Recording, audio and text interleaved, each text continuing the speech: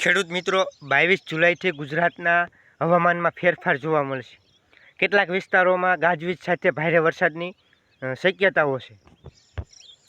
22 જુલાઈથી વરસાદનો નવો રાઉન્ડ ચાલુ થશે, જે 30 જુલાઈ સુધી ચાલશે। તમારા વિસ્તારમાં કેવો વરસાદ પડશે, કેવા વરસાદની શક્યતાઓ છે, તો આખો વિડીયો જરૂરથી જોઈજો। જય જવાન જય કિસાન। નમસ્કાર ખેડૂત મિત્રો, ખેતી અને ખેડૂત યુટ્યુબ ચેનલમાં તમામ દર્શક મિત્રોનું સ્વાગત છે। હું છું રોજાસરા જૈયા।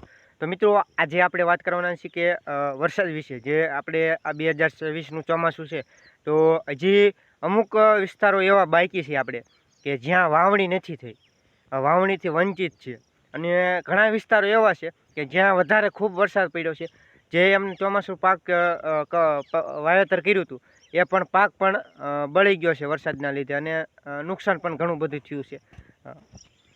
તો મિત્રો, હજી સુધી જો તમે આ ચેનલને સબસ્ક્રાઈબ કરી ન કરી હોય તો સબસ્ક્રાઈબ કરી નાખજો, વિડીયોને લાઈક આપી શેર કરજો।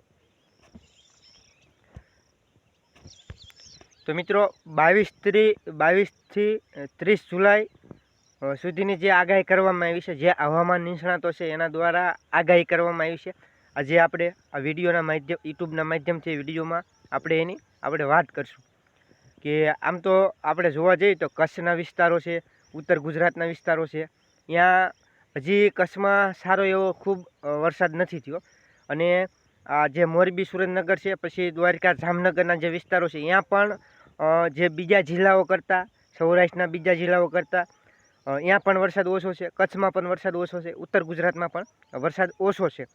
જે આપણે સૌરાષ્ટ્રમાં જે એક અમરેલી જિલ્લો હતો, અહીંયા સૌથી વધારે વરસાદ પડ્યો હતો, કે જે રાજુલાના વિસ્તારો છે, બીજા અન્ય વિસ્તારો છે અમરેલી જિલ્લાના, ત્યાં ખૂબ સારો એવો વરસાદ પડ્યો હતો। અને આપણે જે અમદાવાદના વિસ્તારો છે, ધંધુકાના વિસ્તારો છે, એમાં પણ ખૂબ સારો એવો વરસાદ પડ્યો હતો। પણ જે ઓછો વરસાદ કહેવાય ને મિત્રો, તો મોરબી સુરેન્દ્રનગર જિલ્લાના વિસ્તારોમાં ખૂબ ઓછો વરસાદ પડ્યો હતો, કારણ કે અહીંયા હજી અમુક તાલુકાઓ વાવણીથી વંચિત છે, કે બધે એક સરખો વરસાદ પડે એવું કોઈ હોતું નથી, કે કોઈ જગ્યાએ વધારે વરસાદ પડતો હોય, કોઈ જગ્યાએ ઓછો વરસાદ પડતો હોય છે। અને મિત્રો, આજે થઈ છે 20 જુલાઈ, એટલે કે આપણે આ 4-5 દીથી છૂટા છવાયા વરસાદની શક્યતાઓ છે, હજી પણ શક્યતાઓ છે। 22 જુલાઈ સુધી છૂટા છવાયા વરસાદની શક્યતાઓ રહેલી છે, કે ક્યાંક તમે જુઓ કે ક્યાંક ખાલી છાંટા પડતા હોય છે, તો ક્યાંક વધારે વરસાદ પડતો હોય છે। તો આવી છૂટા છવાયા વરસાદની આગાહી છે। અને ક્યાંક મિત્રો કહેવાય ને કે આમ આપણે જે પાક વાવ્યો હોય, ચોમાસું પાક હોય, કપાસ હોય, મગફળી હોય, સોયાબીન હોય, કે અનાજ કઠોળનો કોઈ પણ પાક હોય, તો એમાં જ્યારે એવો સારો વરસાદ પડી જાય કે એમ કહેવાય કે આપણે પાણી કાઢી નાખ્યા ખેતર હુંવારા, ત્યારે એ જે પિયતની અસર હોય છે, ત્યારે એ અસર નથી રહેતી, અને 10 થી 15 દિવસ સુધી એમાં પિયત ન આપવું જોઈએ આવો વરસાદ પડે તો। પણ હજી અત્યારે જે અમારા વિસ્તારો છે, એટલે કે જે સુરેન્દ્રનગર જિલ્લાના વિસ્તારો છે, એમાં અત્યારે ખેડૂત મિત્રો જે કપાસનો પાક છે, એમાં આ તમે જુઓ કે આ કપાસ છે, એમાં પાળા ચડાવી અને પિયત પણ ચાલુ કરી દીધું છે। અને ટપક હોય છે, તો ટપક એમાં તો પાળા ચડાવવાની કોઈ જરૂર નથી, એમાં ડાયરેક્ટ પિયત પણ અત્યારે ખેડૂત મિત્રોએ આપવાનું ચાલુ કર્યું છે, કે એક ને એક પાટલામાં પિયત પાય છે, કારણ કે વરસાદની અછત છે, એના કારણે વરસાદ પૂરતો નથી થયો। વાવણી થઈ છે, પણ જે આપણે પાણીની સુવિધા થાય, સગવડ થાય એવો જે વાવણી લાયક વરસાદ થયો છે, પણ એવી સુવિધા થાય એવો વરસાદ નથી થયો કે આપણે બોર કૂવાના તળ ઊંચા આવી જાય, કે ડેમ તળાવ છલકાય અને ઓકળા કાઢી નાખે, એવો વરસાદ હજી નથી થયો। પણ મિત્રો, હવે આપણે એ વાત કરવાની છે કે જે 22 થી 30 જુલાઈનો વરસાદનો નવો રાઉન્ડ ચાલુ થઈ રહ્યો છે, એમાં કેવો વરસાદ થાય છે। તો મિત્રો, એક તો ગાજવીજ સાથે ભારે વરસાદની શક્યતાઓ છે। આમ તો જે આપણે ઉત્તર ગુજરાતના વિસ્તારો છે, એમાં પણ ખૂબ સારો વરસાદ થાય છે, સૌરાષ્ટ્રના વિસ્તારો છે, એમાં પણ ખૂબ સારો વરસાદ થાય છે।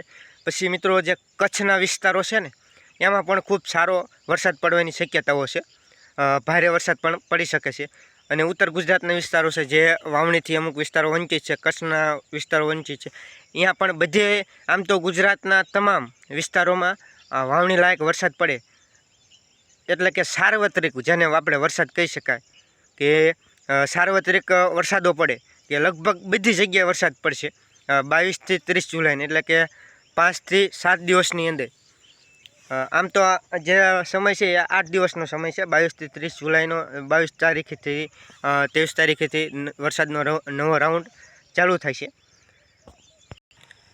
તો મિત્રો આપણે એમ કહેવાય ને કે સાર્વત્રિક વરસાદની અત્યારે આગાહી કરવામાં આવી છે હવામાન નિષ્ણાતો દ્વારા વરસાદની, કે ગુજરાતના તમામ વિસ્તારોમાં સાર્વત્રિક વરસાદ અને ભારે વરસાદ પડે તેવી 22 થી 30 જુલાઈ વચ્ચે આગાહી કરવામાં આવી છે.